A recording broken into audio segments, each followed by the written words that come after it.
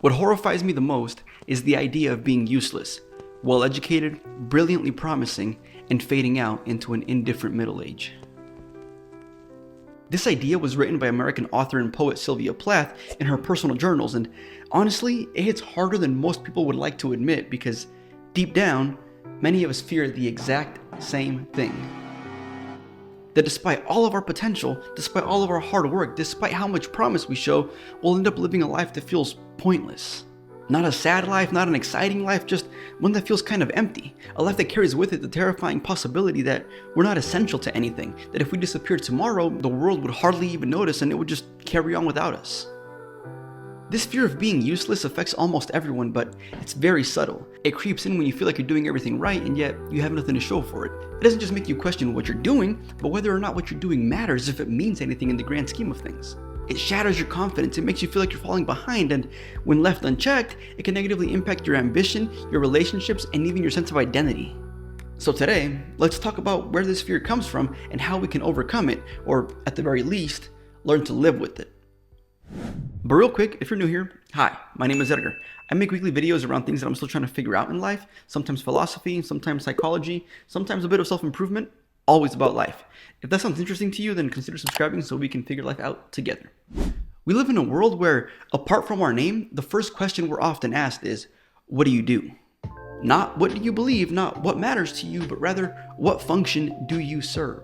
And this is even more prevalent in Western societies like the United States. From the moment we enter young adulthood, we're thrust into systems that measure our worth by our perceived usefulness. How fancy our job title sounds, how much output we can produce, how relevant we can stay in the age of social media. It's no wonder that the idea of being useless is so damn terrifying.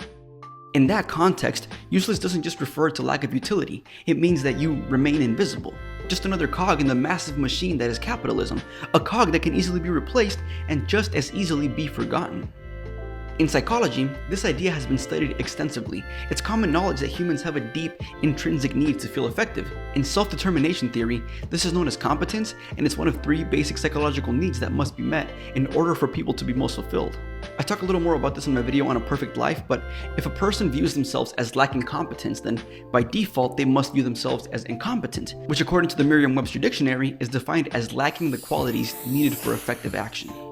Essentially, they view themselves as not having the skills they need, as not being good enough, and feeling that way about one particular area of life can easily spiral into feeling like one isn't good enough in all areas of life, like one is literally useless.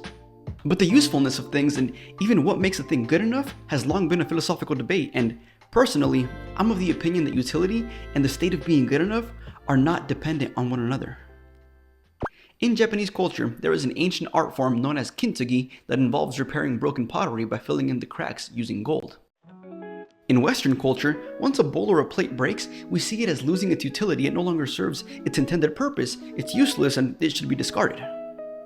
Kintsugi, however, flips this on its head by embracing that nothing, not even broken ceramics, can ever completely lose its usefulness. Its cracks and imperfections can be made beautiful, and then it's those same flaws that allow it to begin anew as a piece of art.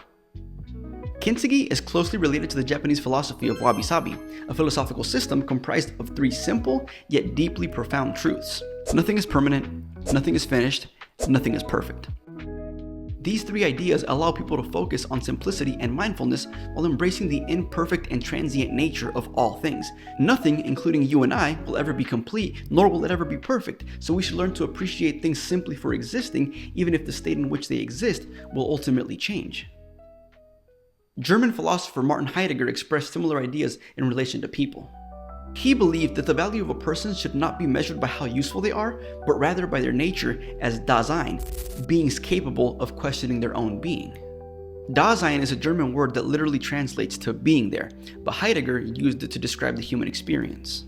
We are astutely aware of our existence. We know we're not eternal. We understand that every second that passes by is bringing us closer to our eventual death, and we have the wherewithal to question all of that. In that sense, humans are unique on this planet, and as far as we can prove, that can make us unique in the entire universe. Our value comes not from our usefulness, but purely from our existence as beings fully aware of that existence. Now, that's all good and well, but for some of you it may not be enough to overcome this fear that can have such a tight grip on everything we do. As such, I do want to offer you some practical advice as well, and for that, we turn to Arnold Schwarzenegger. Be useful. That is the advice that Arnold's dad constantly gave him growing up. Simple, but effective. So effective, in fact, that it led to Arnold achieving huge success in a wide array of ventures. To this day, he's considered by many to be the best bodybuilder of all time. In the 80s, he was a guaranteed box office hit for Hollywood. He even served as the governor of California for 2 terms. But all of that success wasn't built off of just 2 words. The advice went deeper than that. In his book, aptly titled Be Useful, he expands on what the advice really means. My father had a very simple mantra: be useful. No matter what you do, be useful. Don't just take up space, don't just think about yourself. Be a person who helps others, who makes the world a little better because you're in it. To Arnold's dad, being useful went beyond simply being functional. It didn't just mean being able to accomplish a task or produce an output. Usefulness is actually defined by both our ability and our willingness to be of service to others, to help make their lives a little easier, to improve upon the world in any way we can. So yes, by all means, go out and learn new skills, gain experience, master your craft, find ways to work more efficiently. But when it comes to the utility of it all, maybe it's time to stop asking how you can become more useful and time to start asking how you can use what you already possess to help others. I opened this video with a quote from Sylvia Plath, so I want to circle back around to her because her story is very important. During her life, Sylvia struggled to gain success as a writer. Both her public work and her personal journals were filled with feelings of dissatisfaction and pressure to achieve, to become somebody. Because of this pressure and dissatisfaction, Plath was deeply depressed and ultimately ended up taking her own life at just the age of 30. 8 years later, when her final book, The Bell Jar, was published in the US, it shot her into literary stardom. Unfortunately, she wasn't around to see it. Her story is tragic, and I'm sure it's just one of many like it, but I can't help but think, if she knew how useful her work as a whole, and in our case even a single quote, if she knew how useful it would become to people struggling with mental health and those just trying to make their way through life, if she knew how many of us she would help, that her usefulness would come from sharing her struggles, that to us she would be somebody, maybe she would have lived a long and prosperous life. Maybe her story should serve as a reminder for us all that usefulness isn't about who can do the most. It's not always obvious, and it's rarely immediately rewarded. Usefulness can be subtle. Like the usefulness of broken pottery, sometimes it can be misunderstood, and sometimes usefulness can outlive us.